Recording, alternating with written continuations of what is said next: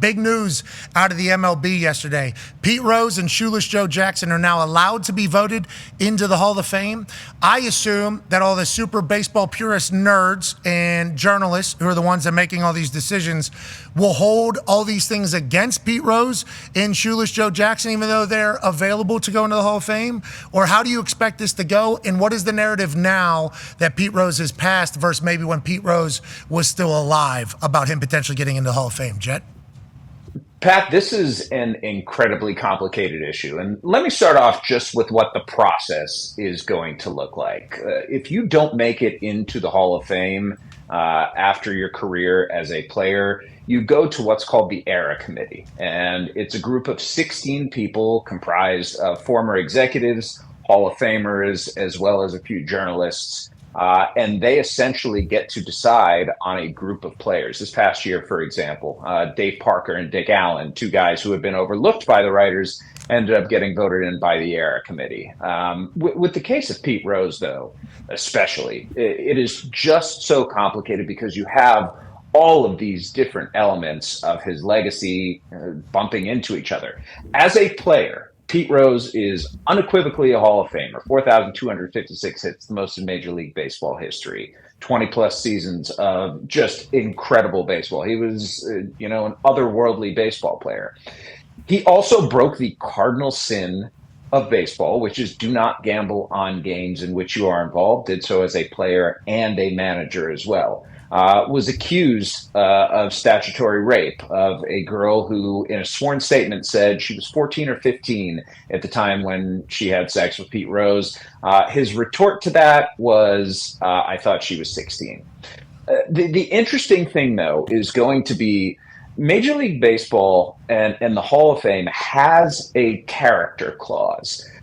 You look at the players who are voted into the Hall of Fame, and it tends to be just based on numbers. But one of the elements that people who are voting are supposed to consider is the character of the person involved. And because it is such a small group of people, Pat, who are voting for this, all it takes is 5 no's. You have to get 75% to get in through the Era Committee. All it takes is 5 people who think that, what Pete Rose's moral objectionability was should keep him out of the Hall of Fame. And, he's never gotten the chance to get voted in. This is going to be his first chance in December 2027 when the Era Committee meets next. Okay, so obviously all those things that were being held against him for a long time are notable and make a lot of sense. But whenever you talk about art, that's kind of like the conversation, right? Because whenever it comes to the sport itself, it's like Pete Rose is, Hembo sent over, and Hembo is not for Pete Rose going in. I actually asked you about that. I'm like,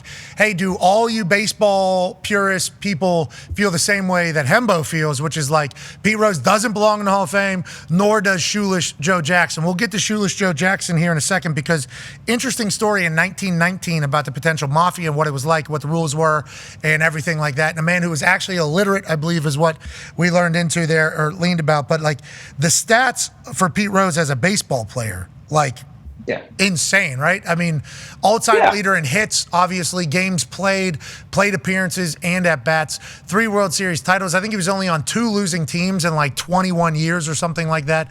His teams are 500 games, over 500 whenever he was playing. The success rate that he had in the playoffs versus the regular season was higher. Whenever you're talking about 7th inning or later, you're talking about a guy who performed better than anybody at the plate. It's like in the clutch time, he played his best ball. He won a lot. But he obviously added some ammo into people that were against him on a regular basis. I think a lot of people that are fans of the sport are like, hey, the best hitter of all time deserves to go into the Hall of Fame. And I think that what people say is you can't tell the story of baseball without Pete Rose. That is kind of always the angle. So maybe that'll get settled. Yeah. Go ahead. Let's go to Shoeless Joe Jackson now, shall we? That's the Black Sox scandal, I do believe, of 1919. Correct. He was a part of it, where from my understanding, this is just how it was recanted to me, and we tried to do some research over the last 12 hours or whatever since this has all been announced. Mafia gets a hold of the team, pretty much, sounds like. I think it was 7 guys on the team or something like that. It wasn't just Shoeless Joe Jackson. There was 8. A lot of 8 guys on the team. 9 guys on the field, right? Mm-hmm. Okay, so Mafia gets a hold of team, and they end up colluding and throwing the World Series is how the story is portrayed. In a trial, they were acquitted. right, of this all. Yes. But everybody from the era says, no, they all admitted to it anyways. It was the trial was different than what actually was the case. So this is gambling on the game as well, but at a much broader stage in a negative light. Pete Rose allegedly was only betting on his teams to win and perform well. The Black Sox scandal has always been brought up because they were working against their team to lose this entire thing. 1919 is a long time ago. It's a much different era. What the mafia was potentially able to do and say, and what narrative is real, what narrative is not from them, is tough in 2025, not only for this story, but most stories. How does this end up working out, you think, for Shoeless Joe Jackson? And what is kind of the overall thoughts on him and the Hall of Fame conversation in general? Unlike Pete Rose, Pat, Shoeless Joe Jackson actually was on the Hall of Fame ballot. He was on twice, and the first time in the 1930s, I believe he got 2 out of 226 votes. And the second time he was on in the 1940s, he got 2 out of 200 some odd votes. So, the writers back then had the opportunity to induct Shoeless Joe Jackson and said absolutely not. But all of this, to me, it's really interesting because it's so much of a modern story and what is acceptable now or what we have grown to accept as society. And, mainly like gambling is an enormous part of sports in 2025. It has been not just accepted, but embraced, commodified. Sports are going out and making money hand over fist through gambling companies. And Major League Baseball, for the longest time, tried to stay away from gambling, didn't move to Las Vegas because of ties to gambling. Whoa. No. And Joe Jackson may have a chance because societal norms have changed and attitudes toward gambling have changed. Is it as grievous a sin as it once was? Unquestionably, it's not perceived to be that way, but it's going to be super interesting when this committee gets together. I would love to be a fly on the wall in that room, Pat, just to hear what the arguments are from the people who are in that room, because the ERA committee tends to be comprised of people who are older, retired general managers and presidents of baseball operations, Hall of Famers who are in their 60s and 70s and grew up in the game hearing there's one thing in baseball you cannot do, and that is gamble on the game. And writers who are either retired or toward the end of their careers. So you have a group of people who may look at what the societal norms are like right now and reject them. Like it is a secret vote and a secret ballot as well, so we will never know who voted for what. I don't think it is a fait accompli that Pete Rose is going to be elected to the Hall of Fame in December 2027 for induction in summer 2028. I don't think that's a guarantee at all.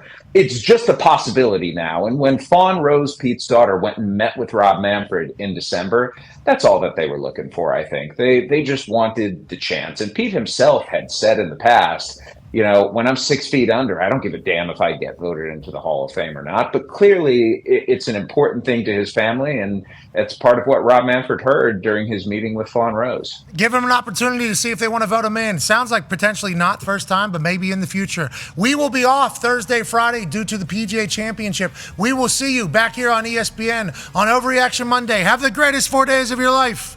Okay, let's continue to talk baseball here as we still continue digitally here, which is, it sounds like the big hope for ESPN to make the jump to in the future. We've been doing it for a while now. Open door policy on if you have any questions. So whatever you think about... Gambling too. Yeah, all these things. I mean, there is a lot of things. Obviously, we're just a bunch of doofuses. We get it. But as we continue here digitally on this glorious Wednesday, what did you say? Fait accompli? Fait accompli. Which means like a foregone conclusion or a certainty that he goes in. Oh, Patrick! Yes, context clues. Look at your ball knowledge here. Love it. Yeah, context clues, brother. Never read a book, so I've had to always kind of pick up what the hell smart people are saying around me by what else is going on. But it sounds like the Rose family obviously wouldn't mind seeing their father get honored for how good he could hit a baseball and play baseball. Yeah. And then Shoeless Joe Jackson, that's got to be what, great-grandkids now? Oh. Yeah, they might not even know. It's got to be like great.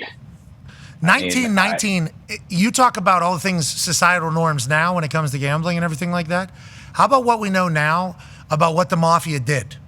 and how they treated people, and like the things they would say to people to get things done. Allegedly built this country. In some cases, and I think rock and roll was another big part of it. I don't think the mafia utilized rock and roll as much, but I do know rock and roll was a part of building it. But it's like the documentaries we've watched now on how the mafia used to operate and how they used to be able to go about getting things accomplished. It's like if that team was told, like, which very easily could have happened in Chicago. I mean, from everything that we've learned, like, hey, you either do this or like, and even given an example of something, you would hope that there would at least be a little bit of a conversation, at least a little bit of empathy for what potentially was happening at the time. But I'm not a voter, never will be, thank God. Good luck to all of them.